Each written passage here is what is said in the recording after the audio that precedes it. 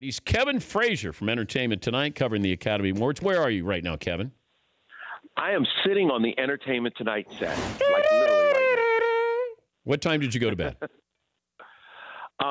Dan, I was in bed by 11:30, 12 o'clock. I called it an early night, Dan. I'm not messing around anymore. Dan, listen, you're a veteran, and you know if you go out too late, you hurt yourself when you have to get up early in the morning. I had to be back here at 2:30. The party you wish you would have gone to? Beyonce's. Ooh. Could you have gone to Beyonce's party? Beyonce and Jay-Z held a dinner and then a little dance party after that. And that one was supposed to dance. You were supposed to come dance late into the night. You could have brought your wife. I mean, it could have been a fun night, right? Yeah, no. You know what it would have been? It would have been a 2 a.m. night and me driving right to work in the same clothes. And that's horrible. It's bad when the sun comes up and you still have on the same clothes. Who won the night last night? I thought that women won the night, but at the end of the night, I would say Tiffany Haddish won the night. And the reason I say that is because if you went online, folks like Katy Perry, Tyra Banks, everybody was going crazy saying Tiffany Haddish should host the Oscars next year. And we're talking about somebody who a year ago was making Girls Trip, was still relatively unknown, and now she was on the Oscars red carpet and I could see them finding an expanded role for her next year.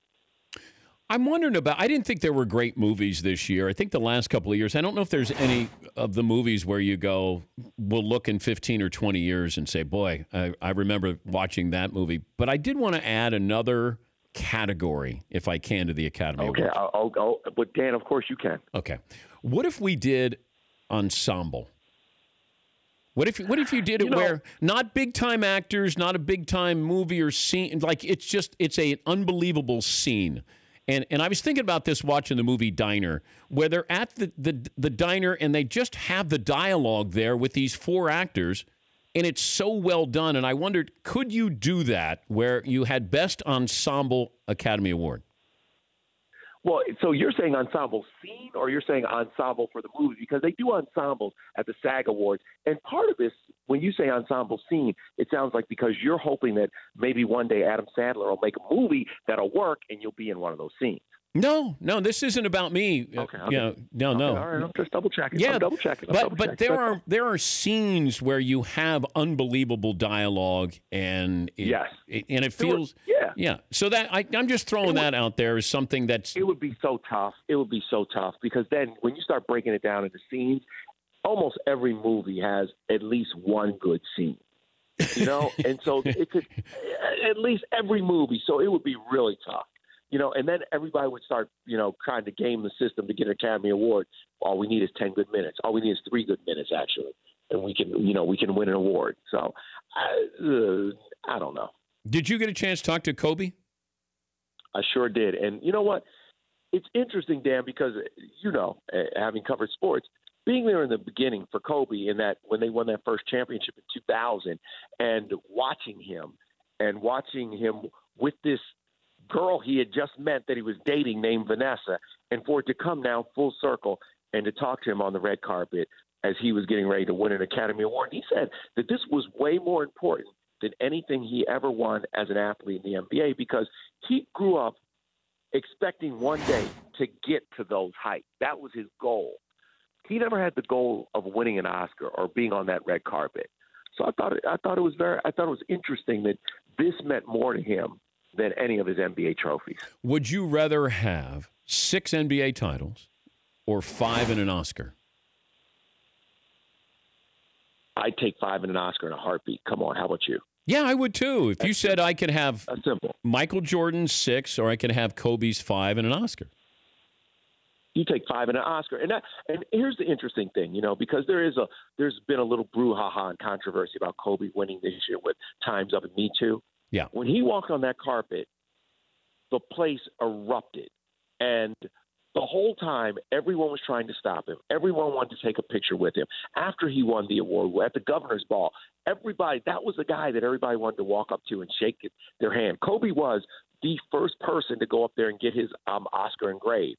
he won, and he was like, "Oh, I'm going up to get my Oscar engraved." Oh, no.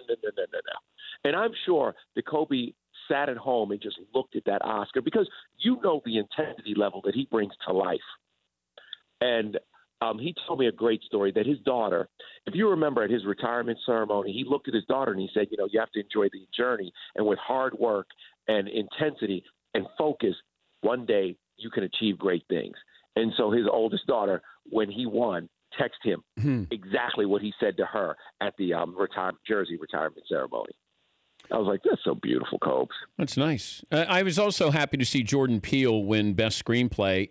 I'm always curious about the timing. We're talking to Kevin Frazier from Entertainment Tonight. I thought Get Out came out too early. If Get Out came out later, sort of like The Shape of Water or maybe even Three Billboards, I think it wins. I thought it was that different. I thought it was great. That is your one great movie, Dan, and that's I thought that Get Out was so refreshingly different that's what made it so good, and that when they released that movie, the expectation and the hope was that it would make maybe $40 to $60 million if it really hit the jackpot.